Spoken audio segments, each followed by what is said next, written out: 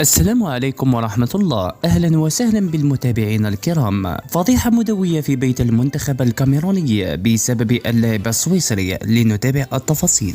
دفعت والدة لاعب منتخب سويسرا ذو الأصول الكاميرونية إمبولو عن ابنها، وذلك بعد تعرضه للانتقادات عقب تسجيله هدفا ضد منتخب الكاميرون في الجولة الأولى من مونديال قطر. قالت والدة اللاعب السويسري ذو الأصول الكاميرونية في تصريحات لها: اتركوا ابني وشأنه، لقد تدرب وكسب المهارات في سويسرا وقام بمهمته الكروية فقط، وأنتم تنتقدونه بدلا من تكوين لاعبين جيدين في صفوف منتخبكم. وأضافت والدة اللاعب ذو الأصول الكاميرونية في تصريحاتها: للعب في صفوف المنتخب الكاميروني عليك أن تدفع رشوة كبيرة وتقدم المال الكثير. وفي الأخير، إن أعجبكم الفيديو لا تنسوا الإعجاب بهذا المقطع ليصلكم كل جديد.